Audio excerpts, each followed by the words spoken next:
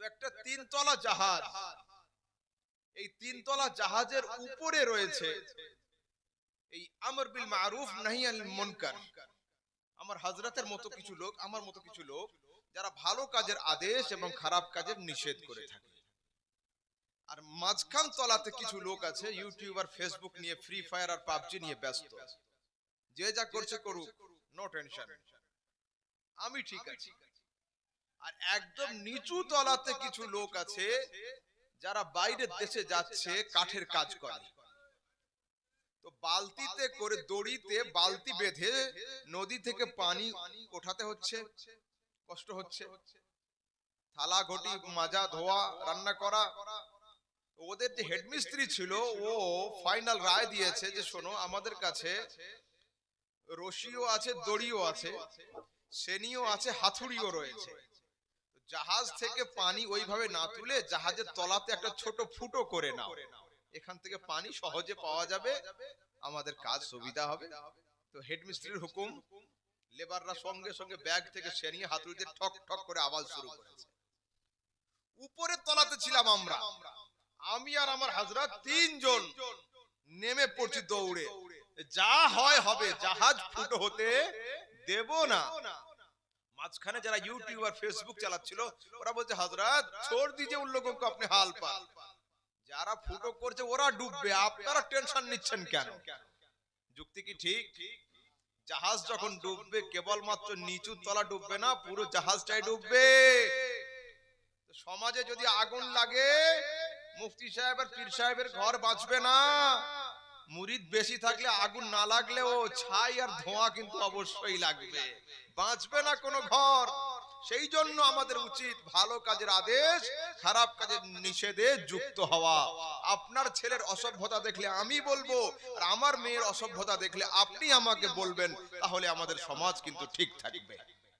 যদি আমরা চুপ হয়ে যাই, যে যা করছে করুক, এই নীতির উপরে চলে যায়, এই নীতিটা সম্পূর্ণ ইল্লিগ্যাল, এটা ভুল নীতি, এটা ঠিক নয়। ভালো কাজের আদেশ, খারাপ কাজের নিষেধে আমাদের সবাইকে এক হতে হবে। ইউনিটি ইজ পাওয়ার, একতাই শক্তি। তো চলুন আগে যাই। রাসূল আকরাম সাল্লাল্লাহু তাআলা আলাইহি ওয়াসাল্লাম ইতাআত করতে হবে। তার ইতাআত কেমন? আল্লাহ পাক যেমন নির্দেশ করেছেন তাকে তেমন মানতে হবে। দেখুন, কোরআনের মধ্যে আছে আতিউল্লাহ ওয়া আতিউর রাসূল, আল্লাহর আনুগত্য করো, নবীর আনুগত্য করো। অন্য আয়াতে আছে মাই ইউতিউর রাসূলা ফাকাদ আতা আল্লাহ, যে নবীর আনুগত্য করলো সে অটোমেটিক্যালি খোদার দাস হিসাবে গণ্য হয়ে গেল। কিন্তু দুনিয়াতে কোন আয়াত কোরআনে এমন নেই যেখানে লেখা আছে কেবলমাত্র আল্লাহর ইতাআত করো, নবীর ইতাআত করার দরকার নেই, এ কথা লেখা নেই। কিন্তু এই আয়াত রয়েছে মাই ইউতিউর রাসূলা, যে নবীর ইতাআত করলো ফাকাদ আতা আল্লাহ, ও অটোমেটিক্যালি আল্লাহ তাবারক ওয়া তাআলার দাসত্বে প্রবেশ করে গেল। দেখুন কেমন হবে ইতাআত, ইতাআত এর নাম। রাসূল আকরাম সাল্লাল্লাহু তাআলা আলাইহি সাল্লামের একজন সাহাবী, নাম হচ্ছে আবু দুজানা, হযরত আবু দুজানা। উনি ফজরের নামাজের পরে তাড়াতাড়ি করে মসজিদ ছেড়ে দিয়ে বাড়ি চলে যেতেন প্রত্যেকদিন ফজরের সময়। 2-3 দিন পরে ওনার সাহাবীরা রাসূলের দরবারে শিকায়ত করলো, হুজুর এ প্রত্যেকদিন নামাজ পড়ে বাড়ি চলে যায় কেন, এর কারণ কি? রাসূল বলছে ওকে জিজ্ঞাসা করো ও কেন যায়। ওকে জিজ্ঞাসা করা হলো তুমি সকাল সকাল বাড়ি যাও কেন? বলছে হুজুর আমার বাউন্ডারির বাইরে, আমার প্রাচীরের বাইরে একটা খেজুরের গাছ রয়েছে, খেজুরের গাছটা হেলে রয়েছে আমার উঠানের দিকে, আমার আঙ্গিনার দিকে। সকাল বেলা দেখবেন খেজুর গাছের তলায় গেলে উপর থেকে খেজুর কিছু ঝরে পড়ে থাকে। তা বলছে প্রত্যেকদিন সকালে আমি তাড়াতাড়ি করে এই জন্য বাড়ি যাই, ওর গাছের খেজুর পড়ে থাকে আমার এখানে, আমার ছোট ছোট বাচ্চারা ঘুম থেকে উঠে পারমিশন না নিয়ে পরের গাছের খেজুর খেয়ে ফেলে, তাই আমি তাড়াতাড়ি করে বাড়ি গিয়ে ওর খেজুরগুলো কুড়িয়ে নিয়ে ওর বাড়িতে আমি দিয়ে আসি। রাসূল আকরাম সাল্লাল্লাহু তাআলা আলাইহি ওয়াসাল্লাম এই কথা শুনে বলছেন আবু দুজানা ডাকো ওকে। খেজুরওয়ালাকে ডাকা হলো, রাসূল বলেন এই গাছ কার? তোমার? হ্যাঁ ইয়া রাসূলুল্লাহ, এই গাছ আমার। রাসূল বলেন গাছটা আমাকে বিক্রি করে দাও। না আমি বিক্রি করব না। বিক্রি করে দাও, আমি জান্নাতে তোমাকে খেজুরের বাগান দিয়ে দেব। বলছে তবুও হবে না। কথা শুনলো না, চলে গেল। পরের দিন সকালবেলা হযরতে আবু দুজানা এসে নামাজ আদায় করলেন ফজরের। নামাজ পড়ে তাড়াতাড়ি বাড়ি যাচ্ছেন না, বসে রয়েছে। রাসূল জিজ্ঞাসা করছেন কেন বাড়ি গেলে না? বলছে ইয়া রাসূলুল্লাহ, ফজরের সময় যখন নামাজ পড়তে আমি আসি, তাহাওয়ালাতিন নাখলাতু মিন দারিহি ইলা দারে আবি দুজানা, আমি যখন ফজরের সময় নামাজ পড়তে আসছি দেখছি খেজুর গাছ ওর বাড়ির উঠানে আর নেই, মাটিকে চিরে চিরে খেজুরের গাছ আমার উঠানে এসে দাঁড়িয়ে রয়েছে। এর নাম হলো ইতাআত, এর নাম হলো ইতাআত। চলুন আগের দিকে। গুই সাপ বোঝেন? সোনাগরি সাপ। তো গুহি সাপ মাঠ থেকে নিয়ে একজন আরাবী গ্রামের লোক এই জামার আস্তিনের মধ্যে নিয়ে এসেছে সাপ, এইখানে ধরে আছে। রাসূল আকরাম সাল্লাল্লাহু তাআলা আলাইহি ওয়াসাল্লাম লোককে তালিম দিচ্ছেন। ওই লোকটা বলছে ইয়া রাসূলুল্লাহ, যদি এই সাপ আপনার সাক্ষ্য প্রদান করে আমি আপনার নামের কলমা পড়ে মুসলমান হয়ে যাব। রাসূল বলেন কে আছে তোমার হাতে, বের করো। সাপ ছিল, সাপকে ছেড়ে দিয়েছে, গুহি সাপ, সোনাগরি সাপ। তো রাসূল সাপকে জিজ্ঞাসা করছেন আরবি ভাষাতে, মান আনা আইয়ুহাদ্দাব্ব, এই সাপ বল আমি কে? তো সাপ আরবিতে উত্তর দিচ্ছে আনতা রাসূল রাব্বিল আলামিন ওয়া খাতামুন নবিয়্যিন, আমি সাক্ষ্য দিচ্ছি আপনি হচ্ছেন আল্লাহর রাসূল এবং আপনি হলেন শেষ পয়গম্বর। আপনার আল্লাহু আকবার ইয়া রাসূলুল্লাহ,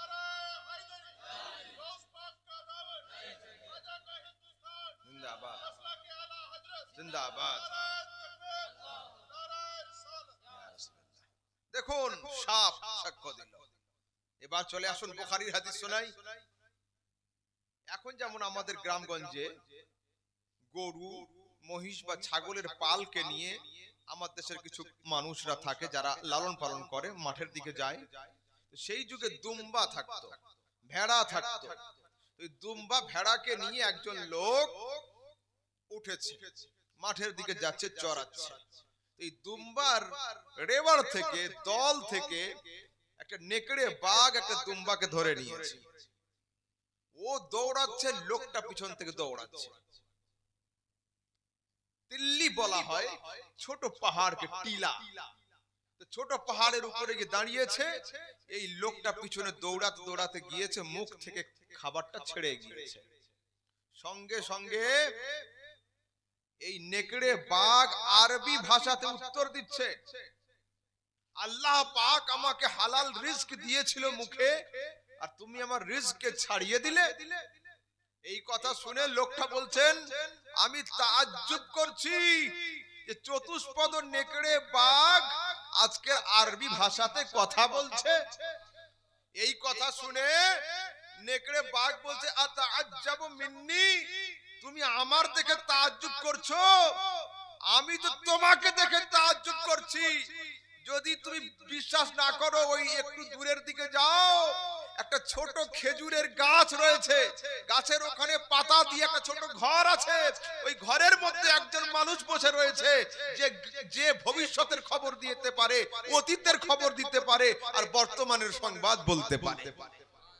এই কথা শুনে ও রেওয়াড়কে ছেড়ে দিয়ে, বকরিকে ছেড়ে দিয়ে, দুম্বাকে ছেড়ে দিয়ে দৌড়াতে দৌড়াতে খেজুর বাগানের মাঝখানে গিয়ে দেখছে হ্যাঁ নুরানি শাকলওয়ালা মুস্তাফা বসে রয়েছেন। যখন সামনে গিয়ে হাজির হয়েছে, রাসূল আমি তো এই কথা শুনলাম। রাসূল বলছে হ্যাঁ হ্যাঁ, নেকড়ে বাঘ যে কথা বলেছে ঠিক, আমি ভবিষ্যতেরও খবর দিয়ে থাকি, অতীতেরও খবর দিয়ে থাকি, আর বর্তমানের সংবাদ বয়ান করে থাকি। বুখারীর হাদিস। আমার কিছু যুবক বর্তমানে ইউটিউব আর ফেসবুক দেখে দেখে দাবি করছে নবী সাল্লাল্লাহু আলাইহি ওয়াসাল্লাম দেওয়ারের পিছনের খবর রাখতেন না, দেওয়ারের পিছনের খবর রাখতেন না। হায় আফসোস, হযরতে ঈসা আলাইহিস সালাম উনি বাচ্চাদের সঙ্গে বেশি থাকতেন, খেলা করতেন। তো আমরা বড় মানুষ, পিতা মাতা যারা হয়, ওরা দেখবেন বিস্কিটের প্যাকেট কিনে নিয়ে বাচ্চাকে 2-4টে দিয়ে দেয় আর বাকি প্যাকেটটা লুকিয়ে রাখে, কেন? বাচ্চা আবার চাইবে আধ ঘন্টা পরে, ওকে দেওয়া হবে। তো হযরত ঈসা আলাইহিস সালাম বাচ্চাদের নিয়ে খেলা করতেন, আর উনি কানে কানে বাচ্চাদের বলে দিতেন, তোমার আব্বু বিস্কিটটা লেপের তলে বাক্সের নিচে রেখে দিয়েছে।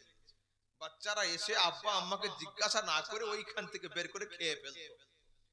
লোকেরা গিয়ে বলছে, হযরত ঈসা, এ কি করে সম্ভব? আমাদের বাচ্চারা এই কথা বলছে। তো আল্লাহ পাক কোরআনের মধ্যে বলছেন, ওয়া উনাব্বিউকুম বিমা তাকুলুনা ওয়া মা তাদাখিরুনা ফি বুয়ুতিকুম, আমি সে কথাও বলতে পারি যেটা তোমরা খেয়ে চলে আসো, আর আমি সেটাও বলতে পারি যেটা তোমরা লুকিয়ে রেখে আসো। ইমানদারি কথা বলুন, চিফ মিনিস্টারের শক্তি বেশি হয়, পাওয়ার বেশি হয়, না প্রাইম মিনিস্টারের পাওয়ার বেশি হয়? প্রাইম মিনিস্টারের। তো হযরত ঈসা আলাইহিস সালাম যদি পেটের ভিতরে খাওয়া জিনিসের খবর দিতে পারে, আমার মুস্তাফা কবরের পেটে থাকা জিনিসের খবর কি দিতে পারবেন না? আসুন হাদিস, রাসূল আকরাম সাল্লাল্লাহু আলাইহি ওয়াসাল্লাম, বুখারীর হাদিস, সাহাবীরা বলছেন, মাররা রাসূলুল্লাহ সাল্লাল্লাহু আলাইহি ওয়াসাল্লাম বিকবরাইনি, রাসূল দুটো কবরের মাঝখান দিয়ে হাঁটছিলেন, হঠাৎ করে থেমে গেলেন, গিয়ে বলছে, ইন্নাহুমা ইউআযিবান, এই সাহাবীরা শোনো, এই মাটির নিচে যে দুজন শুয়ে আছে এদের খুব আযাব হচ্ছে, কিন্তু এদের আযাব কোনো বড় পাপের কারণে নয়।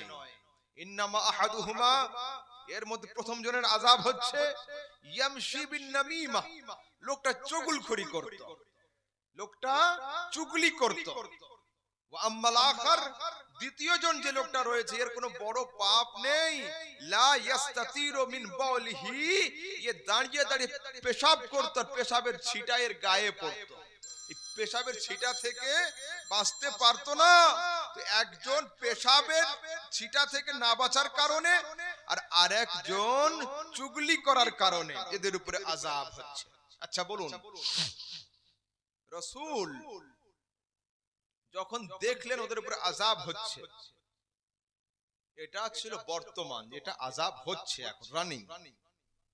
কি কারণে আযাব হচ্ছে? ওরা তো দুনিয়াতে পাপ করেছিল, আযাব হচ্ছে কবরে। কি কারণে আযাব হচ্ছে এটা কিন্তু প্রেজেন্ট নয়, এটা পাস্ট, যেটা করে এসেছে। রাসূল বলছেন, একটা খেজুরের ডাল নিয়ে এসো, ডালটা নিয়ে মাঝখান থেকে দুটো ভাগ করে এ কবরে একটা, এই কবরে একটা দিয়ে দিলেন, দিয়ে বলছেন, যতদিন এগুলো তরু তাজা থাকবে, এদের জিকিরের ওসিলাতে আল্লাহ এদের পাপকে, এদের আযাবকে মাফ করে দিবে। কি কারণে আযাব হচ্ছিল এটা অতীত, এখন আযাব হচ্ছে বর্তমান। ইন ফিউচার কোন ওষুধ দিলে আযাব বন্ধ হয়ে যাবে এটা ভবিষ্যৎ। মুস্তাফা করিমের চোখ থেকে আল্লাহ তাবারক ওয়া তাআলা হিজাবকে সরিয়ে দিয়েছিলেন। মুস্তাফা যখন নজরকে উঁচু করতেন, অতীতকেও দেখে নিতেন, ভবিষ্যৎকেও দেখে নিতেন, আর বর্তমানের খবর তিনি দিতে পারতেন। চলুন একটু আগের দিকে যাই। রাসূল আকরাম সাল্লাল্লাহু তাআলা আলাইহি ওয়াসাল্লামের সাহাবী হযরত আম্মার বিন ইয়াসির, হযরত আম্মার, একদিন ওনার উপরে বাড়ির ওয়াল ভেঙে পড়ে গিয়েছিল। মন দিয়ে শুনুন ভালো করে, বাড়ির ওয়াল ভেঙে পড়েছিল, উনি সেন্সলেস হয়েছিলেন, বেহুশ হয়েছিলেন। বাড়িতে সবাই কান্না করছে, স্ত্রী ছেলে মেয়ে কান্না করছে। কিছুক্ষণ পরে যখন হুঁশ এসেছে, উনি জিজ্ঞেস করছেন, তোমরা কাঁদছো কেন? আমরা ধারণা করেছি আপনি আর নেই, আপনি ইন্তেকাল করেছেন। খবরদার শোনো, আখবারানি হাবিবি আল্লাহ আমুত আলা ফিরাশি, আরে আমার মুস্তাফা আমার কানে কানে বলেছিলেন একদিন রাতের অন্ধকারে, আম্মার বাড়ির বিছানাতে তোমার মরণ হবে না। এ তো বাড়ির দিওয়ার, যদি হিমালয় পর্বত আমার দেহের উপরে চড়ে বসে তবুও মত হবে না। কেন? রাইফেলের নিশানা মিস হতে পারে, মুস্তাফার জবান মিস হতে পারে না। শুধু বাড়িতে মরণ হবে না এই পর্যন্ত শেষ করেনি, রাসূল আরো বলেছেন ওয়াতাকুনু রিজকিকা শারবাতাল লাবানিন ওয়াতাকুনু আখিরু রিজকিকা শারবাতাল লাবানিন, তোমার জীবনের শেষ খাবার হবে দুধের শরবত। আর যখন ইন্তেকাল হবে সেদিন তুমি পরে থাকবে পায়জামা। আর যেখানে ইন্তেকাল হবে সেটা বাড়ি হবে না, যুদ্ধের ময়দান। তো আমি পায়জামাও পরে নেই, যুদ্ধের ময়দানেও নেই, দুধের শরবতও আমার হাতে নেই। তিনটের মধ্যে কোনো আলামত তো মিলছে না, মরবো আমি কি করে? হযরত আম্মার রাদিয়াল্লাহু তাআলা আনহু সারা জীবন লুঙ্গি পরতেন, সারা জীবন লুঙ্গি। একদিন উনি যুদ্ধে গিয়েছেন। আচ্ছা, মোটরসাইকেলে যদি এই লম্বা জামা বা লুঙ্গি পরে আমরা উঠি আমাদের হাল কি হবে? এই পর্যন্ত কাপড় উঠে যায় না, কিন্তু প্যান্ট বা পায়জামা পরে উঠলে কোনো সমস্যা হয় না।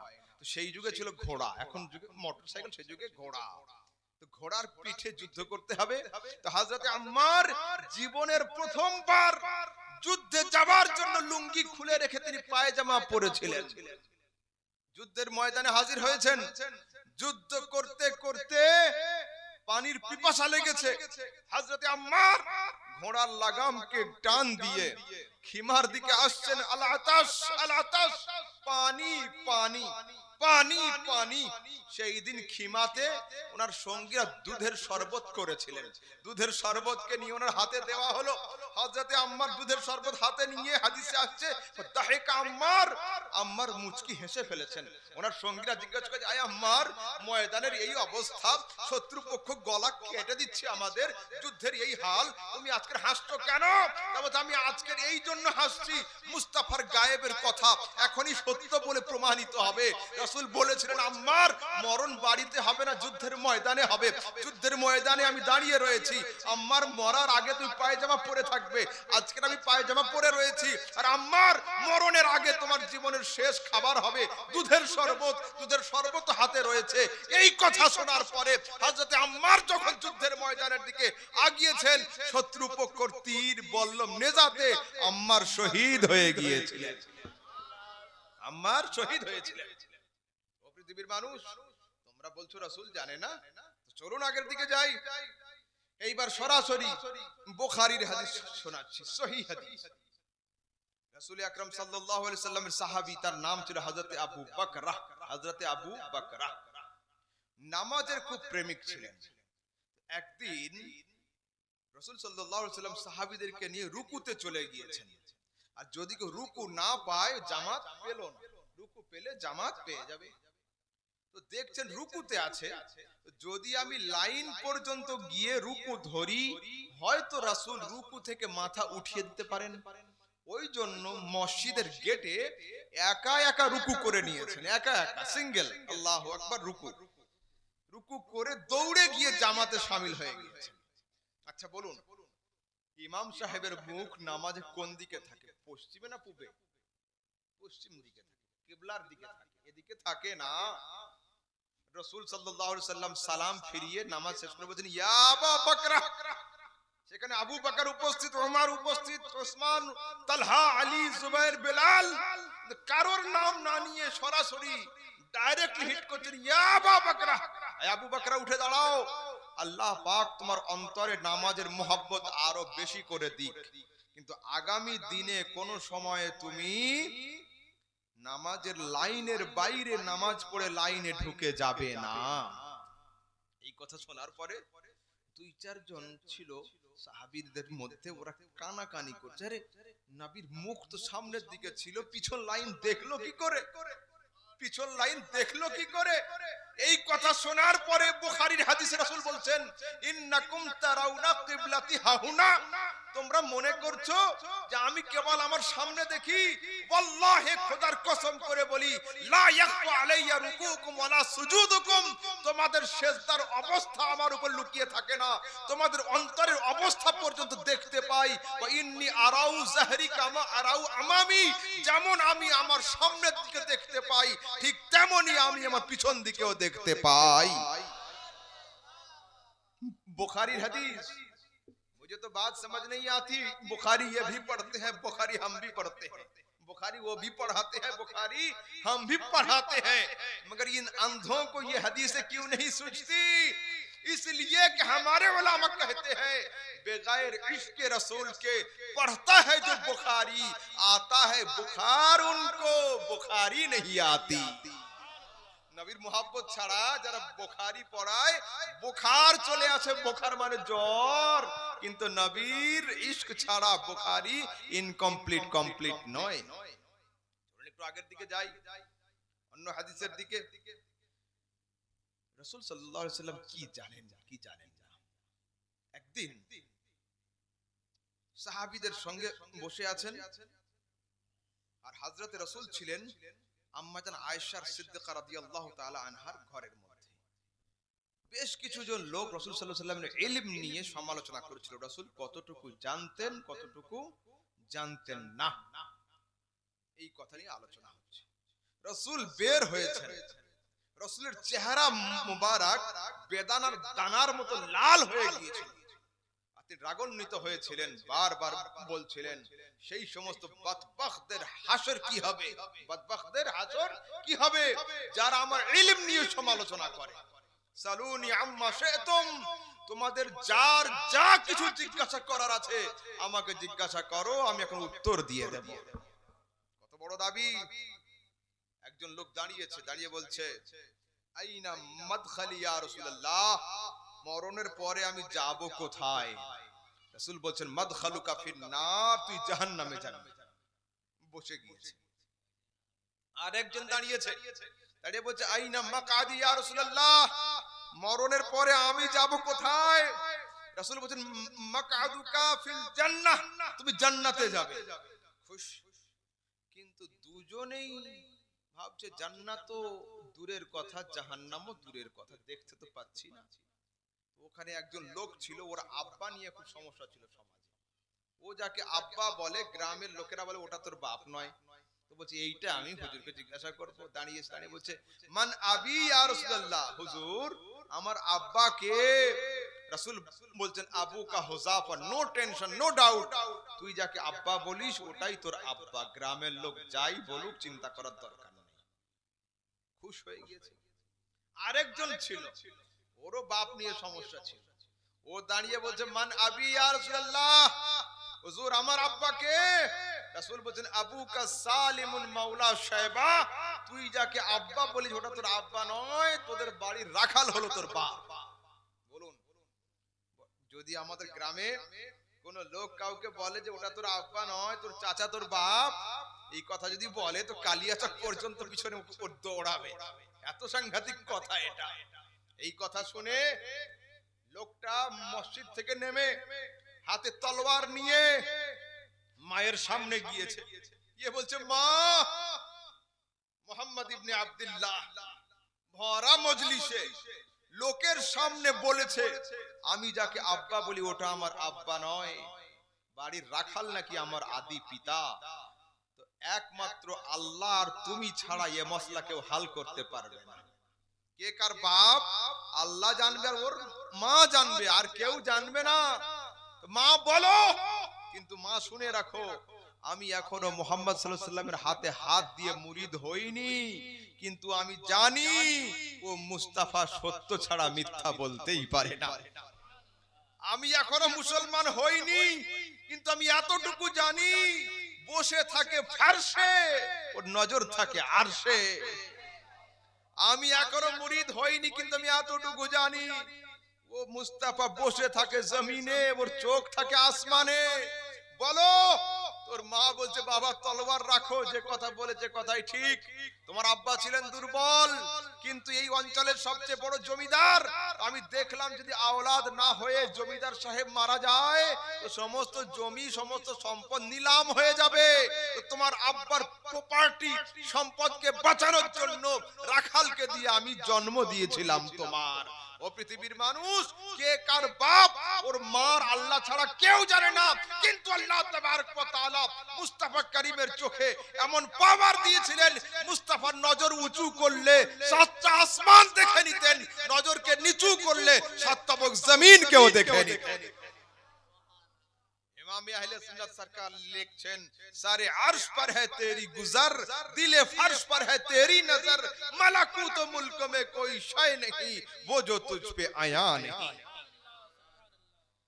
अच्छा, রাসূল সাল্লাল্লাহু আলাইহি ওয়াসাল্লাম বড় হয়েছেন, বড় হয়ে দাবি করছেন ইন্নী আরাউ মা লা তারাউনা ওয়া আসমাউ মা লা তাসমাউন। আমি যা শুনি তোমরা তা কেউ শুনতে পাও না, আমি যা দেখতে পাই তোমরা তা কেউ দেখতে পাও না। দাবি তো ছোট নয়, এত বড়। ওনার চাচা হযরতে আব্বাস উঠে দাঁড়িয়েছেন, দাঁড়িয়ে বলছে ইয়া রাসূলুল্লাহ প্রশ্ন করব। চাচা বলছে হ্যাঁ হ্যাঁ জিজ্ঞাসা করুন।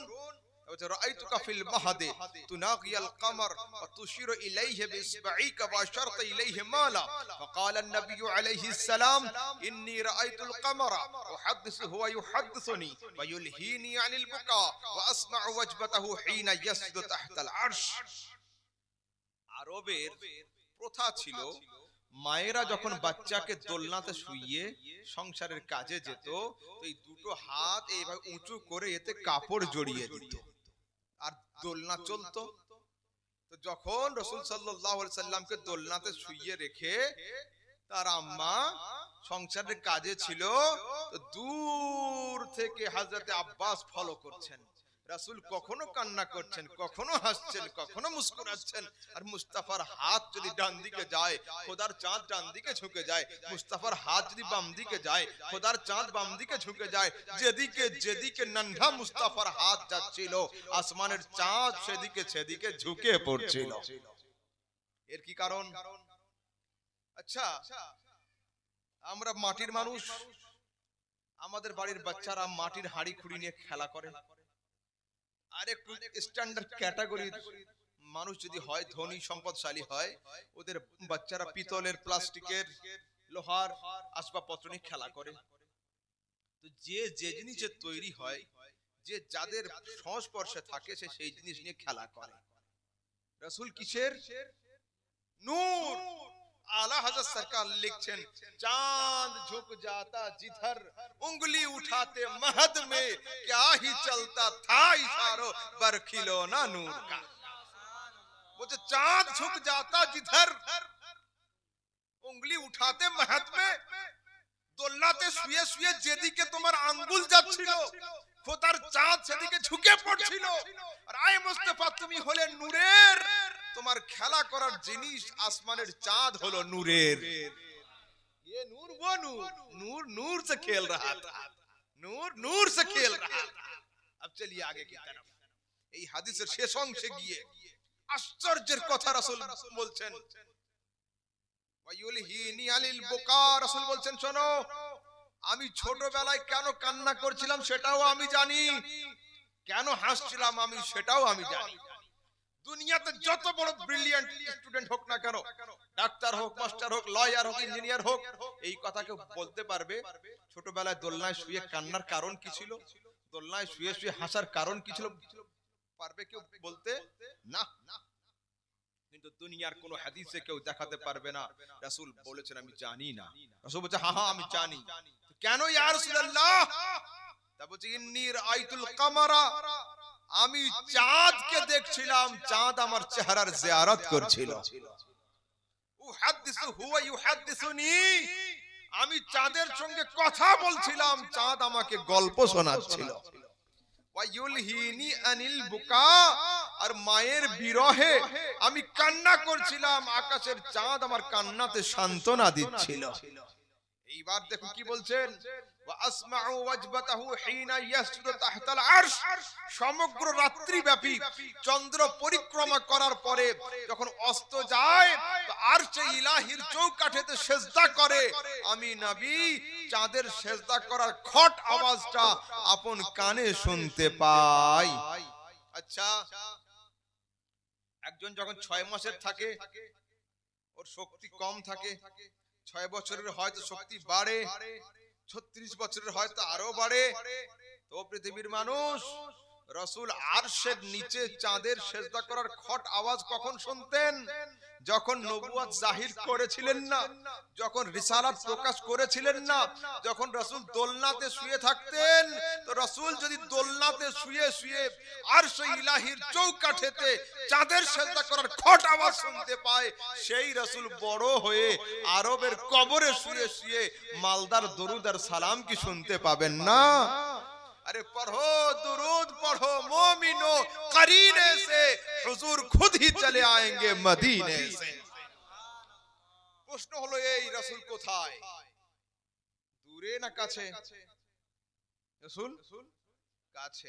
এটা সুন্নিদের দাবি কাছে, তাদের দাবি দূরে। আমি বললাম রাসূল দূর, রাসূল কাছে। যারা বলে দূরে ওটাও ঠিক, যারা বলে কাছে ওটাও ঠিক, কোনটা ভুল নয়। तो मुझे हजरत ये कैसी बात हो गई, एक सवाल का दो जवाब कैसे हो सकता है, या तो दूर या तो नजदीक। আমি বলছি শোনো, আগামী কালকের জোহরের সময় সূর্য যখন মাথার উপরে থাকবে, তোমরা ছাদে উঠবে। ছাদে উঠে হাতে এক হাতে একটা পাথর নিবে, কালো পাথর, আর আরেকটা হাতে আয়না নিবে। এক হাতে আয়না, এক হাতে পাথর, দুটাকে ছাদের উপরে রেখে দিবে। দিয়ে পাথরকে জিজ্ঞাসা করবে, আয় পাথর, সূর্য কই? পাথর চুপ থাকবে, উত্তর দিবে অনেক দূরে। আর আয়নাকে জিজ্ঞাসা করবে, আয় আয়না, সূর্য কই? আয়না বলবে, এই দেখো রয়েছে আমার মধ্যে। যারা বলে নবী দূর ওরাও ঠিক, যারা বলে নবী কাছে ওরাও ঠিক। আরে যাদের দিলগুলো, যাদের সিনাগুলো পাথরের মতো শক্ত এবং কালো হয়ে গিয়েছে, তারা বলে মুস্তাফা দূরে আছে। আর যাদের সিনা ইশকে মুস্তাফার আয়না হয়ে গিয়েছে, মুস্তাফা তাদের সিনাতে রয়েছে।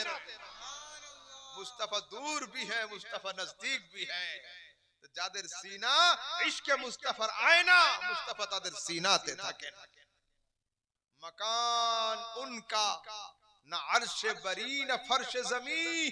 নবীর ঘর আরশেও নয়, ফরশেও নয়, থাকে কোথায়? আরে वो तो अपने चाहने वालों के घर में रहते हैं, मेरे हुजूर मेरे दिल में रहते हैं। वो প্রেমিকের অন্তরে থাকে, বাড়ি দরকার হয় না। এবার শুনুন, রাসূল আকরাম সাল্লাল্লাহু তাআলা আলাইহি ওয়াসাল্লাম তার উপরে দরুদ সালাম আমরা যে পড়ছি, যদি মালদার সমস্ত লোক মানা করে দিই, আগামী কালকের আমরা বলি ইনকিলাব জিন্দাবাদ, দরুদ সালাম বন্ধ থাক, বন্ধ হবে কেন?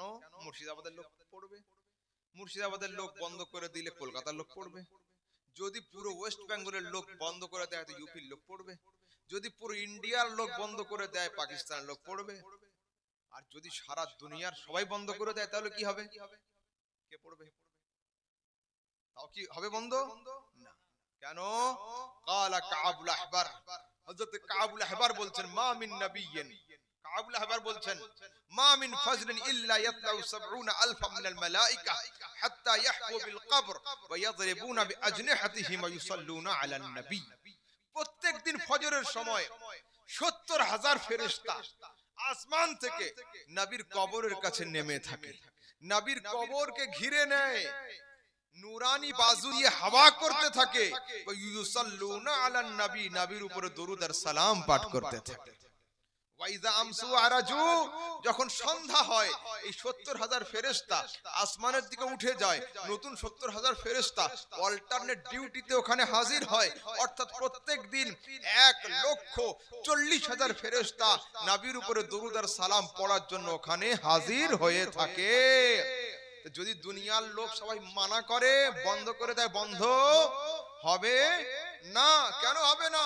मिट गए मिटते हैं मिट जाएंगे आदा तेरे, ना मिटा है ना मिटेगा कभी चर्चा तेरा। अक्ल होती तो खुदा से ना लड़ाई लेते, जब लड़ा है ये लड़े मंजूर बढ़ाना तेरा। अरे खाक हो जाए अदू जलकर मगर हम तो रजा, दम में जब तक दम है जिक्र उनका सुनाते जाए। বন্ধ হবে না কেন হবে না? এইখানে একটা নতুন পয়েন্ট রাখছি। দরুদ সালাম দুনিয়াতে এমন একটা সময় আসবে, ভালো করে শোনেন, যে সময় আল্লাহর জিকির বন্ধ হয়ে যাবে তবু নবীর জিকির বন্ধ হবে না। मगर आइंदा कल कोई मुझ पर फतवा ना लगा दे कि मौलवी अहमद रजा नबी को अल्लाह से बढ़ा दिया, नाउजुबिल्लाह अस्तगफिरुल्लाह, ये काम सुन्नी लोग नहीं करते। ये तुम्हारे यहाँ ये मसलक हो सकता है, हमारे यहाँ ऐसा कुछ नहीं है। मगर मैं बात जो कह रहा हूँ होश में कह रहा हूँ कि दुनिया में कैसा वक्त आएगा जब खुदा का जिक्र बंद होगा मगर जिक्र मुस्तफा तब भी जारी रहेगा। लोग पूछेंगे मौलवी अहमद रजा जवाब दीजिए कैसे? देखो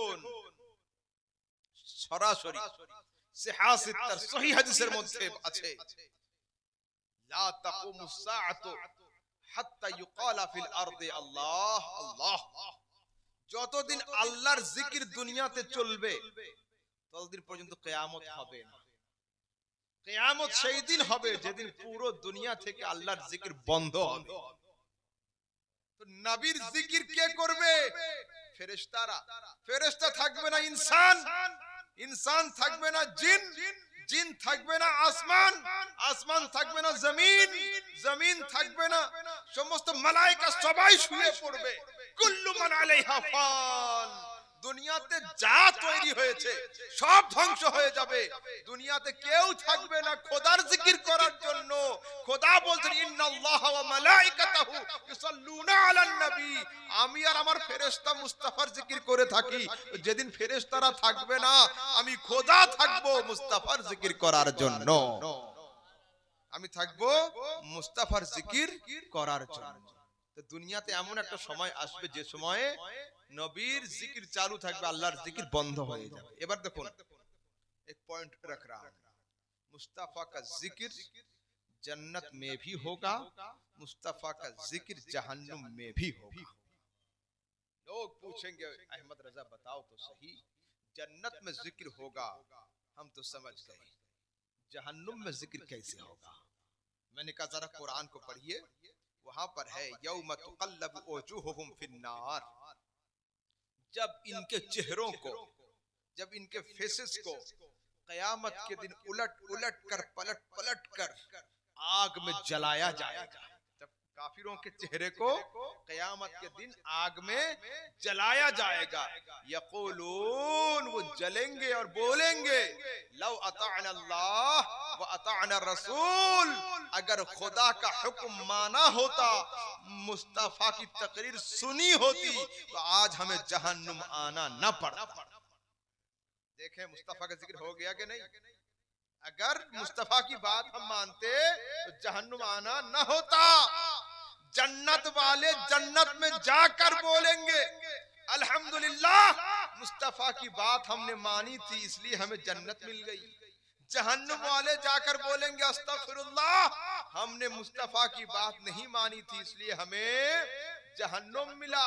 तो वो लोगों, जन्नत में भी मुस्तफा का जिक्र होगा, जहन्नुम में भी मुस्तफा का जिक्र होगा।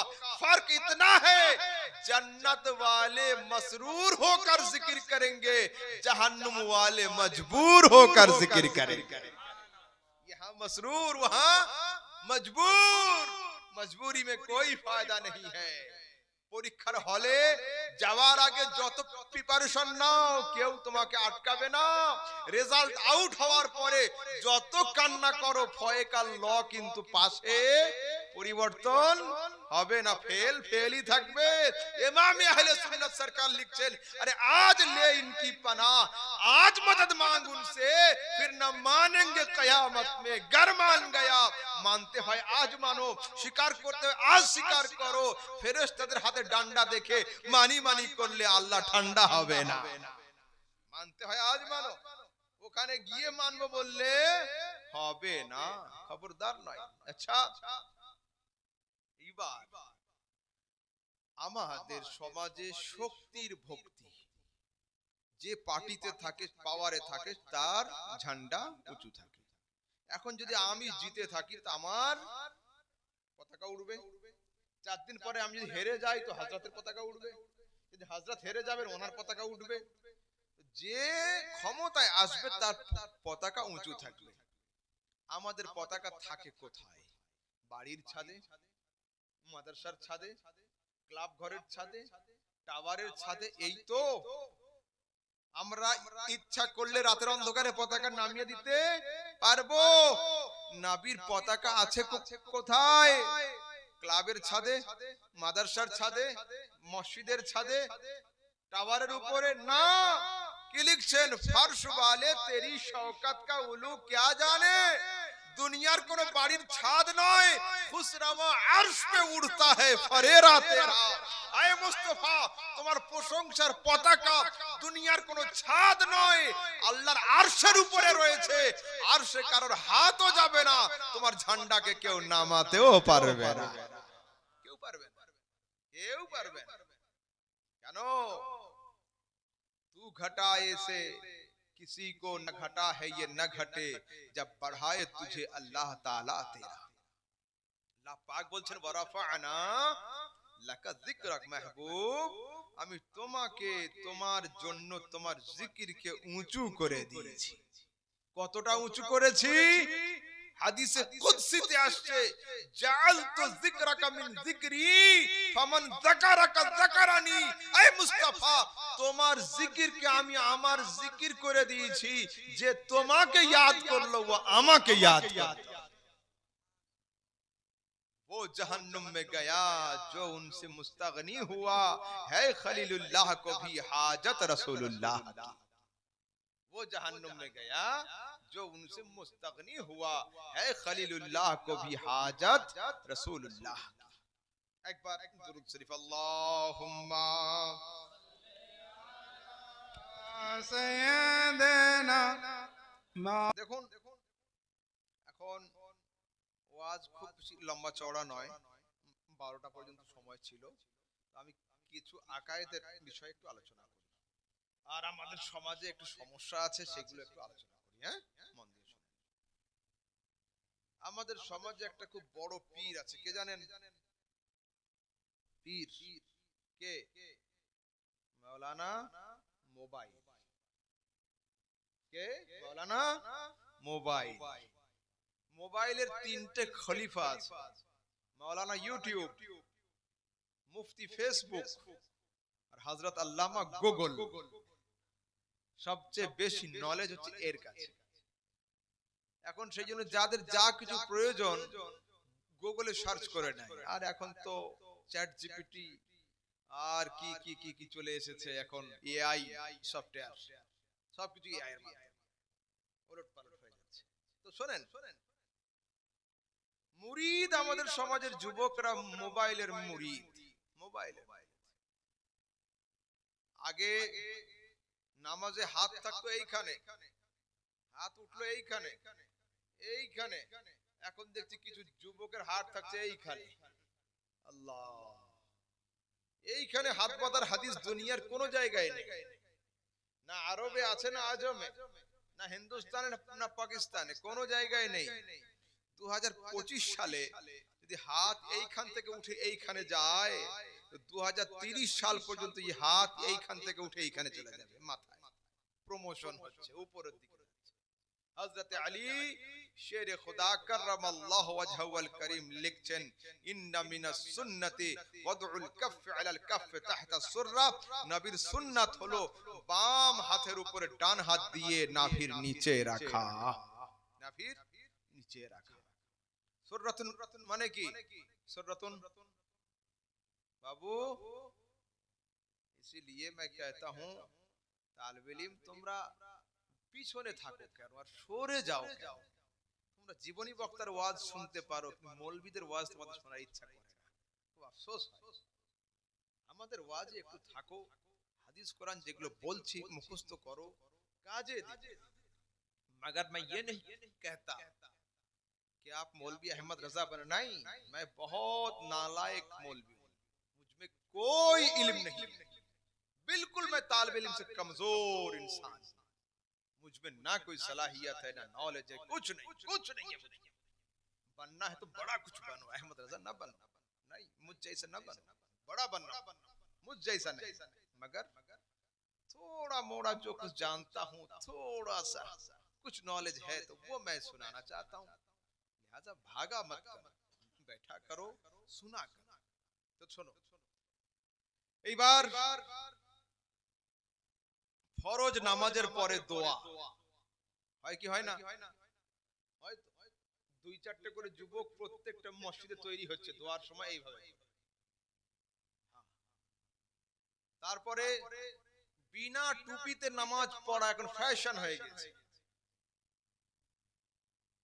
সমাজের যুবক দাঁড়িয়ে পেশাব করা শুরু করেছে, বলে কেন? ভিআইপি। আচ্ছা, দাঁড়িয়ে পেশাব করার নাম যদি ভিআইপি হয় তাহলে রাস্তার সমস্ত কুকুর বিড়াল সবগুলো ভিআইপি। হায় আফসোস, হায় আফসোস। আমাদের সমাজের যুবকদের মুখে মুখে একটা কথা, কি হুজুর বুখারীতে আছে, সহিহ হাদিসে আছে, এই দাবি যদি করে যে বুখারীতে যেটা আছে মানি, বুখারীর বাইরে কিছু মানি না, এই দাবি যদি কোনো যুবক করে, তোমরা কি করবে? ঝগড়া নয়, পকেট থেকে পেন আর একটা কাগজ ওর হাতে দিয়ে দাও, দিয়ে বল ভাই এতে লিখে সই করে দাও, বুখারীতে যা আছে মানি, বুখারীর বাইরে কিছু মানি না। যদি সই করে দেয় কি বলবেন? কবরে কটা প্রশ্ন হয়? আমাদের কলকাতাতে কবরে 3টে প্রশ্ন হয়, আপনাদের কটা? 3টে হয় তো? আপনি কি গিয়েছিলেন কবরে? জানলেন কি? মাশাআল্লাহ, ঠিক। কেন? নবীর হাদিস সারা দুনিয়াতে একই হয়, তাই না? কিন্তু তর্কের খাতিরে বলছি, পুরো বুখারী শরীফের মধ্যে 3টে হাদিস নেই। মান রাব্বুকা, তোর আল্লাহ কে, এই প্রশ্ন বুখারীতে নেই। মা দীনুকা, তোর দ্বীন কি, এই প্রশ্ন বুখারীতে নেই। বুখারী শরীফের মধ্যে একটাই মাত্র প্রশ্ন আছে, মা কুনতা তাকুলু বিহাক্কি হাযার রাজুল, নূরানি চেহারাওয়ালা মুস্তাফা সম্পর্কে তোর আকীদা কি ছিল বল। এটাই রয়েছে বুখারীতে। कुछ लोग बुखारी बुखारी करके मरते हैं, मगर अल्हम्दुलिल्लाह बुखारी हम मौलवी लोग पढ़ते हैं, पढ़ाते हैं। কেউ চ্যালেঞ্জ করতে পারবে না যে আহমদ সামদানি ভুল বললো, না না, মোটেও নয়, মোটেও নয়। আমি যেখানে হাত রাখি মাটি উঠে যায়, মুখও আমার ছাড়ে না। বুখারীতে নেই 3টে প্রশ্ন। তো যদি বলে বুখারীকেই মানি, অন্য কোনো কিতাব মানি না, তো কবরে 3টে প্রশ্ন আর মানতে পারবে না, একটা প্রশ্ন মানতে হবে। অন্য হাদিসের কিতাবে আছে, বুখারীতে। আচ্ছা, মুসলমানদের পেশাব করার তরিকা কি? দাঁড়িয়ে না বসে? Are you sure? শিওর তো? কে বললো ইয়েস? মাশাআল্লাহ, গুড।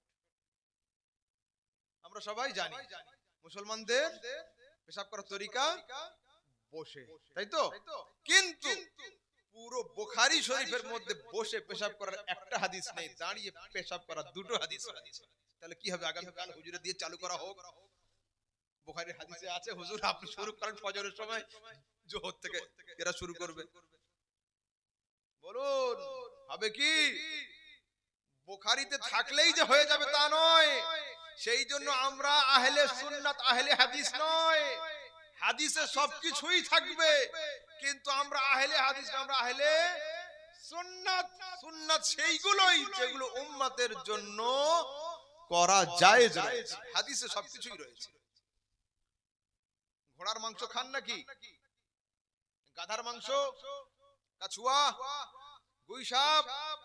যদি হ্যাঁ বলেন তো বলেন, আমি ব্যবস্থা করছি। আর সবগুলো হাদিসে রয়েছে, বলেন কি হবে? এগুলো হাদিস, সুন্নাত নয়। দাঁড়িয়ে পেশাব করতে হবে যদি কেউ আহলে হাদিস হয়, কেন হাদিসে রয়েছে। আমরা দাঁড়িয়ে পেশাব করব না, কেন আমরা আহলে সুন্নাত, এটা সুন্নাতে নেই। 11টা বিয়ে করা চলবে, 9টা বিয়ে করা চলবে, কিন্তু হাদিসে আছে রাসূলের কাছে একসঙ্গে 9 জন স্ত্রী ছিলেন, অন্য হাদিসে আছে 12 জন স্ত্রী ছিলেন। এটা হাদিস না, আমাদের আমল করা চলবে না, কেন? এটা সুন্নাত নয়। এবার হাদিস কাকে বলে, সুন্নাত কাকে বলে? দেখো, দুধের রং কেমন? সাদা। দুধের রং সাদা, কিন্তু সমস্ত সাদা জিনিসের নাম দুধ নয়। দুধের রং সাদা হয়, কিন্তু সমস্ত সাদা জিনিসের নাম দুধ নয়। কয়লার রং কালো হয়, কিন্তু সমস্ত কালো জিনিসের নাম কয়লা নয়। ঠিক তেমন সমস্ত সুন্নাত অবশ্যই হাদিস হয়, কিন্তু সমস্ত হাদিস সুন্নাত নয়। এগুলো ক্লাসিক্যাল পড়ানো। যখন একটা ছেলে 10 বছর 12 বছর পরে আমাদের কাছে পড়তে আসে, তখন আমরা এইগুলো তাদেরকে পড়াই। আচ্ছা, সোনাগরি সাপ বোঝেন? গুই সাপ খাবেন কি? আপনারা কি খান নাকি? যদি বলেন যে খাবো, তাহলে বলুন, আজকে রাতে থেকে যাব, কালকে ফজরের সময় রান্না করার ব্যবস্থা। কিন্তু শুধু এমনি খাওয়াবো না, মিশকাত শরীফের হাদিস নিয়ে বসবো, এক হাতে হাদিস আর এক হাতে সাপ খাওয়াবো। রাজি আছেন কেউ? রাসূল সাল্লাল্লাহু আলাইহি সাল্লামকে দাওয়াত করেছেন একজন সাহাবী। ওই সাহাবী যখন বাড়ি আসছে, মাঠ থেকে একটা সাপ ধরে নিয়েছে। বাড়িতে এসে সাপটা জবাই করে সাপের চামড়া ছিলে মাংস বের করে ভুনা তৈরি করেছে। সাপের ভুনা আর রুটি সামনে দিয়েছে। সাহাবীরা খাচ্ছে, রাসূল খাচ্ছেন না। যদি আমি না খাই, আমার ড্রাইভার খাওয়া শুরু করে দেয়, তো ড্রাইভার 2-3 বার খাওয়ার পরে কিন্তু ও থেমে যাবে। হযরত আপ क्यों नहीं खा रहे हैं? आप खाइए। রাসূলের সাহাবীরা খাচ্ছেন, রাসূল খাননি। সাহাবীরা আটকে দিয়েছেন, হুজুর খান। রাসূল বলেন খাবো না। তো হুজুর হারাম বলুন, তো বলছে হারামও বলবো। লাস্তু আকুলুহু ওয়ালা উহারিমুহু, না मैं খাऊंगा না मैं হারাম कहूंगा। রাসূলের সামনে যেটা করা হয় তার নাম হাদিস। যেটাতে তিনি চুপ থাকেন, সমর্থ জানান, ওটাও হাদিস। যেটা মানা করেন নাই, ওটাও হাদিস। যেটা বলেছেন, ওটাও হাদিস। সবটাই হাদিস। এটা তো মিশকাত শরীফের বাবুল হালাল ওয়াল হারামের অধ্যায়ে রয়েছে। এই হাদিসটা পড়ে যদি একটা ছেলে মাদ্রাসায় পড়া ছেড়ে দেয় আর আপনাদের মসজিদে ইমামতি করে আর বলে লকডাউনের সময় 2 বছর পকেটের হাল খুব খারাপ, সাপ ধরো আর খাও, মিশকাতের হাদিসে রয়েছে, চলবে না? ওর পরে লেখা রয়েছে সাপ খাওয়া চলবে না। তো আগের পাতাটা কি ছিঁড়ে ফেলে দেওয়া হয়েছে হাদিসে? না, ওই হাদিসটা রয়ে গিয়েছে ওইখানে। তো এখন আগের হাদিসের নাম হয়েছে মানসুখ, আর পরের হাদিসের নাম হয়েছে নাসিখ।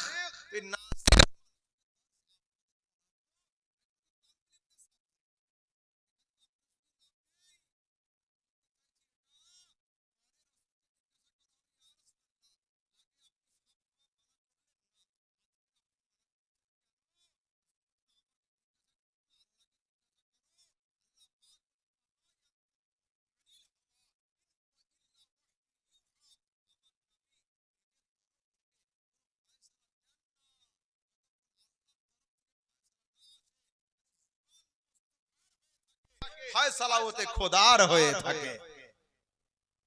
वो दहन जिसकी हर बात वही खुदा, गुंचाए इल्म हिकमत पे लाखों सलाम। वो दहन जिसकी हर बात वही खुदा, गुंचाए इल्म हिकमत पे लाखों सलाम। जुबान मुस्तफार হয়, ফতোয়া আল্লাহর হয়, হুকুম আল্লাহর হয়। তো আল্লাহ জিবরিল ফেরেশতা দিয়ে আগে খবর দিয়েছিলেন না, তাই রাসূল খান নাই, নাও বলেন নাই। ঠিক আছে, এবার আগের দিকে চলুন। ফরজ নামাজের পরে দোয়া 2-4 জন ছেলে করছে না, মাথায় টুপি দিচ্ছে না। দেখুন, বিষয় হলো এই, ওসি সাহেবের বাড়িতে আপনি যখন যাবেন অফ ডিউটিতে, গেঞ্জি পরে লুঙ্গি পরে আপনার সঙ্গে সাক্ষাৎ করতে পারে, কোনো সমস্যা নেই। ওসি যখন ডিউটিতে থাকবেন, সেই সময় কোনো সময়ের জন্য গেঞ্জি লুঙ্গি পরে উনি থাকবেন না। থাকেন কি? এই চেয়ারে বসতে গেলেই কিন্তু ওনাকে আগে ইউনিফর্ম পরতে হবে। রায়গঞ্জ মেডিকেল কলেজ আছে, মেডিকেল কলেজ, তো জুমার দিনে নামাজ পড়েছি আমি, আমার ডান বামে দেখি 2-4টে ছেলে খালি মাথায় নামাজ পড়ছে। আচ্ছা, সালাম ফেরানো হলো, সারা মসজিদের লোক দোয়া করছে, ওরা দোয়া করলো না। দোয়া শেষ করে আমি জিজ্ঞেস করতে, বসো তো, বললাম টুপি পরলে না কেন নামাজে? বলছে না না হুজুর আমরা তাড়াতাড়ি ঢুকে পড়েছি, নামাজ শুরু হয়ে গিয়েছিল। বললাম আচ্ছা ঠিক আছে, ট্রেন ছেড়ে যাচ্ছিল টুপি পরনি, এখন দোয়ার সময় কোন ট্রেন ছেড়ে গেছিল, হাত উঠালে না কেন? তো না আমরা এগুলো করি না। আমি বললাম তুমি গায়ে কি পরে আছো? রায়গঞ্জ ইউনিভার্সিটির নাম লেখা রয়েছে এখানে জামার পকেটের উপরে। আমি বললাম এটা খুলে রেখে দাও, আর আমি জুব্বাটা খুলে দিচ্ছি, এটা পরে কলেজে যাও। ঢুকতে দিবে না তোমাকে? কলেজে দিবে? ঢুকতে দিবে? হাই স্কুলে দিবে? ইউনিফর্ম রয়েছে। আমি বললাম হাই স্কুলে গেলে ইউনিফর্ম লাগবে, কলেজে গেলে ইউনিফর্ম লাগবে, মেডিকেল কলেজে গেলে ইউনিফর্ম লাগবে, ডাক্তারের চেম্বারে গেলে ইউনিফর্ম লাগবে। আর যারা কোর্টে গিয়েছেন, হাইকোর্টে, লয়ার কোর্টে, সুপ্রিম কোর্টে গিয়েছেন, দেখবেন জজ সাহেবের সামনে যখনই উকিল সাহেব যায় সঙ্গে সঙ্গে জুব্বা মতো একটা গায়ে কিন্তু ও দিয়ে নেয়। ওটা না দিলে জজের সামনে আর্গুমেন্ট করতে পারবে না। তো সব জায়গায় ইউনিফর্ম লাগবে। ইসলামের আদালতে এত ছোট এত ঠুনকো, এখানে কোনো ইউনিফর্ম লাগবে না, টুপিও লাগবে না, দাড়িও লাগবে না, জুব্বাও লাগবে না, পাগড়িও লাগবে না। আয় আফসোস, ডুব মারনা চাহিয়ে ইন লোগোं को। কোরআনের মধ্যে রয়েছে খুযু যিনাতাকুম ইনদা কুল্লি মসজিদ। যখন মসজিদে প্রবেশ করবে তখন ফুল ইউনিফর্মের সাথে মসজিদে প্রবেশ করো। মুসলমানদের ফুল ইউনিফর্মের মধ্যে টুপি শামিল রয়েছে, পাগড়ি শামিল রয়েছে। সেই জন্য মসজিদ যাওয়ার আগে টুপি পরতে হবে, না হয় পাগড়ি পরতে হবে। খালি মাথায় মসজিদে নামাজ পড়তে কাউকে দিবেন না। যদি কেউ আসে বাহির থেকে আদবের সঙ্গে বলবেন টুপি মাথায় দাও, আর যদি টুপি না মাথায় দাও অন্য মসজিদ দেখে নাও, এ মসজিদে হবে। শক্ত হতে হবে, মসজিদে যখন আসতে হবে খালি মাথায় হলে হবে না। কোরআনে রয়েছে। এবার আসুন আগের দিকে যাই। এরা দোয়ার হাদিস খুঁজে পাচ্ছে না, দোয়ার হাদিস খুঁজে পাচ্ছে না। কোরআনে কারীম 30 নম্বর পারা সূরা আলাম নাশরার মধ্যে আছে ফাইদা ফারাগতা ফানসাব ওয়া ইলা রাব্বিকা ফারগাব। যখন শেষ করবে তখন দোয়াতে মন দাও। কোন জিনিস শেষ করে কোন দিকে দোয়া মন দিবে এটা লেখা নেই। এই আয়াতের ব্যাখ্যাতে হযরত আব্দুল্লাহ ইবনে মাসউদ রাদিয়াল্লাহু তাআলা আনহু লিখছেন, আন আব্দুল্লাহ ইবনে মাসউদ قال ফাইদা ফারাগতা ফানসাব, যখন নামাজ শেষ হবে ফানসাব ইলা দুআ, ফাইদা ফারাগতা মিনাস সালাতি ফানসাব ইলা দুআ, যখন নামাজ শেষ হবে তখন দোয়াতে মন দিয়ে দাও, তখন দোয়াতে মন দিয়ে দাও। আগামী কালকে প্রশ্ন হতে পারে কোন নামাজের পরে দোয়া করতে হবে? এটা তো তোমাদের আহমদ রাজা বললো না। ফরজ নামাজের পরে না ওয়াজিব নামাজের পরে না সুন্নাতের পরে না নফলের পরে। তো সরাসরি হাদিসের মধ্যে আসছে আন কাতাদাতা ওয়াদ-দাহাক ওয়া মাকাতিলা ফি কওলিহি তাআলা ফাইদা ফারাগতা ফানসাব, আই ফাইদা ফারাগতা মিনাস সালাতি ফানসাব ইলা দুআ। মানে কোন সালাত? মিনাস সালাতিল মাকতুবাতে, ফরজ নামাজ যখন শেষ হবে তখন দোয়াতে মন দিয়ে দাও। সরাসরি হাদিস। ফের আগামী কালকে চায়ের দোকানে প্রশ্ন হবে, এটা তো তাফসীরের কিতাবে আছে, সিহাসিত্তার হাদিসে কি আছে? জি হ্যাঁ, সিহাসিত্তার তিরমিজি শরীফের হাদিসে আছে। আন আবি উমামাহ আল বাহিল قال قيل يا رسول الله اي الدعاء اسمع। রাসূলকে জিজ্ঞাসা করলো হলো, ইয়া আল্লাহর রাসূল কোন দোয়া আল্লাহ বেশি কবুল করে থাকেন? ক্বালা জাওফাল লাইলিল আখির ওয়া দুবুর আস-সালাওয়াতিল মাকতুবাত, প্রত্যেক ফরজ নামাজের পরের দোয়া আল্লাহ বেশি কবুল করে থাকেন, আর গভীর রাতে অর্থাৎ তাহাজ্জুদের নামাজের পরের দোয়া আল্লাহ বেশি কবুল করে থাকেন। সরাসরি সিহাসিত্তার হাদিস। ফের হাদিসে পাওয়া যাচ্ছে রাসূল নিজে দোয়া করেছেন না করেননি? তা বলছে হাদিসে আছে সাল্লাইতু মা রাসূলিল্লাহি সাল্লাল্লাহু আলাইহি ওয়াসাল্লাম সালাতাল ফজর সাল্লামা ইনহারাফা রাফা ইয়াদাইহি ওয়া দাআ। আমরা ফজরের নামাজ নবীর সাথে জামাত সহকারে আদায় করলাম। নামাজ শেষে আমার রাসূল ডান দিকে ঘুরে বসলেন, রাফা ইয়াদাইহি ওয়া দাআ, দুই হাত উঁচু করে তিনি দোয়া করলেন। দোয়া করা সুন্নাত, দোয়াকে নাজায়েজ বলা বিদআত। যারা দোয়া করে তারা হলো সুন্নতি, যারা দোয়াকে নাজায়েজের ফতোয়া দেয় তারা হলো বিদআতি। আমরা বিদআতি নয়, আমরা হলাম সুন্নতি। চলুন আগের দিকে যাই। এটিএম জানেন? এটিএম আছে না, এটিএম মেশিন। ওখান থেকে টাকা তোলা হয়। মেশিনের সামনে যাবেন, ডিসপ্লেতে লেখা থাকে প্লিজ ইনসার্ট ইওর কার্ড, আপনার কার্ডটা পাঞ্চ করুন, তাই না? একজন যুবক পকেট থেকে কার্ড বের করে মেশিনে দিয়েছে, লেখা উঠছে please press your valid password, 4 সংখ্যার কোডটা টিপে দেন। টিপে দিল। সেভিংস অ্যাকাউন্ট না কারেন্ট অ্যাকাউন্ট সিলেক্ট হলো, কত টাকা নেবেন সিলেক্ট হয়ে গেল। এবার যখনই এন্টার প্রেস করলেন, মেশিনের ডিসপ্লে লেখা ওঠে এখন প্রসেসিং চলছে, প্লিজ ওয়েট, একটু থামো।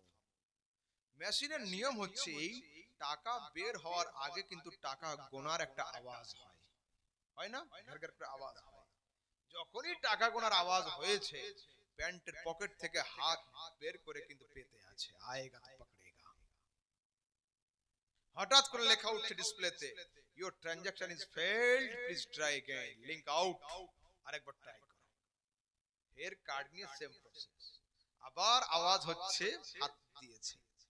ওকে আমাদের মাদ্রাসার ছাত্র একটা গিয়ে ধরেছে, ভাই বেজান, বেআত্তা, বেরূহ, বেবোলতা, বোকা বাক্সের সামনে হাত পেতে দাঁড়িয়ে আছো, বুখারী শরীফের কত নম্বর হাদিসে এটা আছে? মুসলিম শরীফের কত নম্বর হাদিসে আছে? বিনা দলিলে যদি তুমি বেজান, বেআত্তা, বেরূহ, বেবোলতা, বোকা বাক্সের সামনে হাত পাততে পারো, আমি আমার ক্রিয়েটর, মেইনটেইনার, কন্ট্রোলার অলমাইটি আল্লাহর কাছে চাইবো, ये নিয়ে সমাজে ঝগড়া হবে কেন? আরে जो मांगना है मांगो, उस दर पे जाके मांगो, वो दर बहुत बड़ा है जिस दर का मैं गदा। চাও আল্লাহর দরবারে, जो मांगना है मांगो, उस दर पे जाके मांगो, वो दर बहुत बड़ा है जिस दर का मैं गदा। আমি যে দরবারের ফকির, এই দরবারে গিয়ে চাও। মাওলানা সাহেব নিয়ে আসতে গিয়েছে কেউ? আচ্ছা, তারপরে আরেকটু আগের দিকে যাই।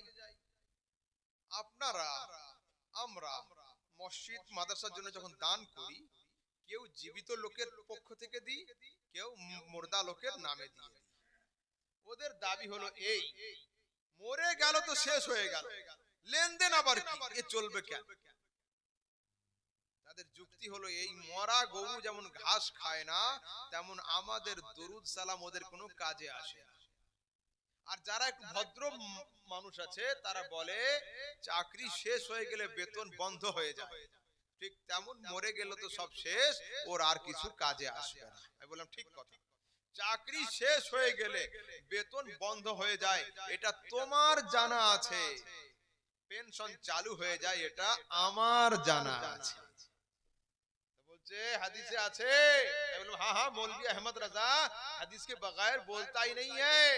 সিহাহ সিত্তার হাদিসের মধ্যে আছে কি ইযা মাতাল ইনসানু ইনকাতা আনহু আমালু ইল্লা মিন সালাসাতিন, যখন একজন লোক মারা যায় তার আমলের দরজা ক্লোজ করে দেওয়া হয়, কিন্তু তিনটে পেনশনের দরজা তার জন্য খুলে দেওয়া হয়। কি কি? সাদাকাতুন জারিয়া, স্থায়ী সাদকা, মসজিদ নির্মাণ করা, মাদ্রাসা নির্মাণ করা, কুয়ো তৈরি করে দেওয়া, এতিমখানা তৈরি করে দেওয়া, এই সমস্ত বড় বড় কাজ যদি করে যেতে পারে, কবরে শুয়ে শুয়ে লোকটা সওয়াব পেতে থাকবে। তারপরে ওয়ালাদুন সালেহ ইয়াদউ লাহু, যদি নেক আওলাদ, নেক সন্তান রেখে যেতে পারে, ছেলেরা হুজুরদের নিয়ে আমিন আমিন করবে, আব্বা কবরে শুয়ে শুয়ে সওয়াব পেতে থাকবে। তারপরে আল ইলমু ইয়ানতাফিউ বিহি, যদি দুনিয়াতে জ্ঞান বিজ্ঞান রেখে যেতে পারে, ভালো ছাত্র তৈরি করতে পারে, বই লিখে দিতে পারে, এইখানে বই পড়ে আমরা আলেম হব, লেখক কবরে শুয়ে শুয়ে সওয়াব পেতে থাকে। আচ্ছা, আজ আপনাদের সম্মুখে আমি মৌলভী আহমদ রাজা এখানে উপস্থিত। আগামী কাল যদি দুই একটা ভাই আমার বাড়িতে যায়, তো কেউ বলল আহমদ ভাইয়ের জন্য পেন নিয়ে নাও, গিফট, কেউ বললো 1 কেজি ফল নিয়ে নাও, গিফট। কিন্তু যেদিন আমার মরণ খবর আসবে আপনাদের মালদার মোথাবাড়ি অঞ্চলে, সেদিন কি কেউ আমার জন্য পেন কিনবে, খাতা কিনবে, ফল নিবে? মানে গিফট দেওয়া বন্ধ। ইসলাম বলছে না, যতদিন লোকটা জীবিত থাকবে তুমি তোমার ইচ্ছা মতো গিফট দাও, মরে যাওয়ার পরে গিফট দেওয়া বন্ধ করো না, লোকটার জন্য হাত তুলে জান্নাতের দোয়া করে দাও। হাদিসে আছে না নেই? শারহুস সুদূর বিআহওয়াল কুবুরের মধ্যে আল্লামা জালালউদ্দিন সুয়ুতি রাহমাতুল্লাহ তাআলা আলাইহি রিওয়ায়াত নকল করছেন, কি বলছেন? উম্মতি উম্মাতুম মারহুমা তাদখুলু কুবুরাহা বিযুনুব, নিশ্চয়ই আমার উম্মত হলো নাজাত প্রাপ্ত উম্মত, এরা কবরে যাবে পাপের পাহাড় নিয়ে, কবর থেকে যখন উঠে দাঁড়াবে লা যুনুবান লাহুম, এদের কোনো পাপ থাকবে না। সাহাবায়ে কেরাম জিজ্ঞাসা করতে, ইয়া রাসূলুল্লাহ, মরার পরে না নামাজ, না রোজা, না হজ, না ইস্তিগফার, সো হাউ টু পসিবল, কি করে সম্ভব এটা হলো? রাসূল বলছেন, বে ইস্তিগফারিল মুমিনিন, মুমিন ভাইদের আমিন আমিন করার বরকতে আল্লাহ ওর পাপকে ক্ষমা করে দিয়েছেন। যারা দোয়া করে না এরা হলো কঞ্জুস, এরা হলো কৃপণ, কিপটে। আমরা কৃপণ নয়, কঞ্জুস নয়, আমরা দিলদার, নবীর দিলদার উম্মতি। মন খুলে দোয়া করব, দিল খুলে দোয়া করব। খবরদার দোয়াতে কেউ কৃপণতা করবেন না। কারো কিছু জানার আছে বিষয়? বলুন।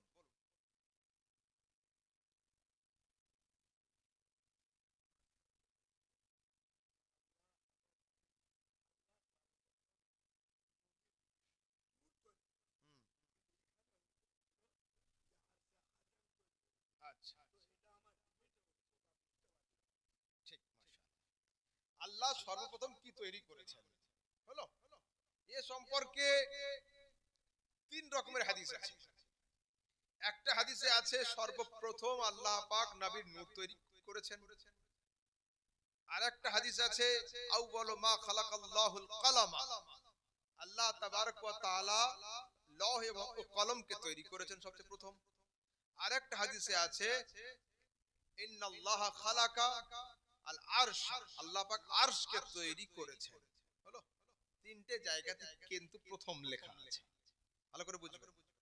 প্রথম তো সবচেয়ে প্রথমে কি তৈরি করলেন? কলমকে। আল্লাহ পাক কলম তৈরি করেছেন। কলম তৈরি করার পরে আল্লাহ পাক বলছেন, কি বলছেন?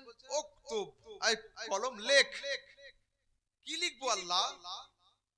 মা কানা ওয়া মা ইয়াকুন, তোর আগে যেটা হয়ে গিয়েছে সেটাও নোট কর, তোর পরে যেটা হবে সেটাও নোট কর। কলম যদি সবার আগে তৈরি হবে তো কলম লিখবে কি? তোর আগে যেটা হয়েছে সেটা নোট কর। তার মানে কি? তোর আগে নূরে মুস্তাফা তৈরি হয়েছে ওটা নোট কর, আর তোর পরে দুনিয়া তৈরি হবে সেটাও নোট কর।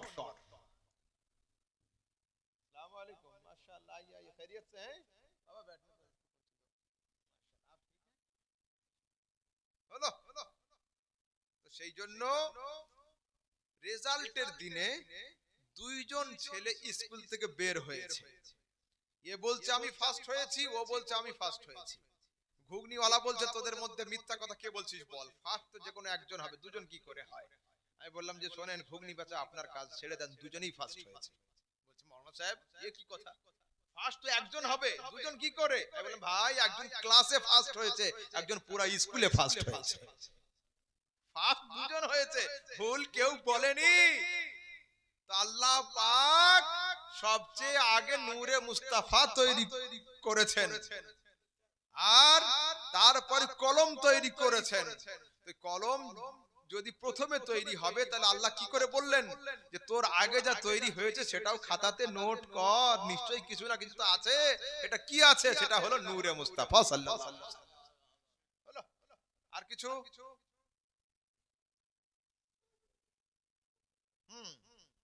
You can ask me, I will try to answer you.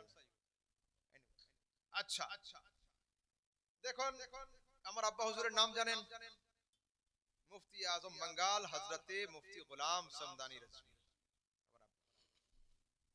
তিনি ইন্তেকাল করেছেন বেশ কিছুদিন আগে, আজকের মোটামুটি 45 দিন মতো হচ্ছে। তো যতদিন পর্যন্ত আব্বা হুজুর जब तक हयात में थे, पूरे मगरबी बंगाल में किसी इंसान में ये ताकत नहीं हुई थी, ना कलम में ताकत थी, ना इनकी जुबान में ताकत थी कि अहले सुन्नत के खिलाफ कुछ बोल दे या कुछ लिख सके। मगर जब इंतकाल हुआ तब भी खामोश, जब पहला जनाजा हुआ तब भी खामोशी थी, जब दूसरा जनाजा हुआ तब भी खामोशी थी, जब उनको जमीन के अंदर रख दिया गया, ऐसा लगा कि किसी पहाड़ को गड्ढे के अंदर दफना दिया। जैसे ही हजरत की तदफीन हो गई तो वेस्ट बंगाल हुगली की तरफ से कुछ फुरफुरा वाले उठे, कुछ अहले हदीस के मौलवी पाकुड़ से उठे और बोले गुलाम समदानी मर गए, अल्हम्दुलिल्लाह हम खुश हो रहे हैं। मैं कहता हूं जालिमो, तुम समझते हो क्या बोलने वाला कोई नहीं बचा? गुलाम समदानी का इंतकाल हो गया मतलब खत्म हो गए? नहीं, गुलाम समदानी रज़वी की 70 किताबें मौजूद हैं। गुलाम समदानी की किताबें पुकार पुकार कर कह रही है, किल के रजा है खंजर खूंखार बरकबार, आदा से कह दो खैर मनाए न सर करे। গোলাম সামদানি রাজবীর 70টা কিতাব মার্কেটে, টোটাল 100টা কিতাবের রাইটার। তিনি তো ইন্তেকাল করেছেন, কিন্তু তার কিতাবগুলো এখনো উচ্চ আওয়াজে চিল্লে চিল্লে এলান করছে, শত্রুদের জানিয়ে দাও মাসলাকে আলা হযরতের দিকে যদি কেউ টেढ़ा আঁখ নিয়ে তাকায়, বেকা চোখে তাকায়, তো ওর চোখের দিকে গোলাম সামদানির 100টা বই থাকবে না, বল্লম হয়ে হামলা করে দিবে। गुलाम समदानी की किताबें, तो गुलाम समदानी 2 चीज छोड़ गए, एक चीज खामोश और एक है जो बोलने वाला।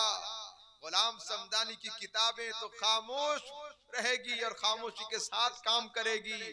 गुलाम समदानी का ये छोटा बेटा इतना सा इल्म लेकर हाथ में बैठा हुआ है, ना खंजर उठेगा ना तलवार तुमसे, ये बाजू मेरे आजमाए हुए हैं। अरे क्या दबे जिस पे हिमायत का हो, पंजा तेरा शेर को खातिर में लाता नहीं कुत्ता तेरा।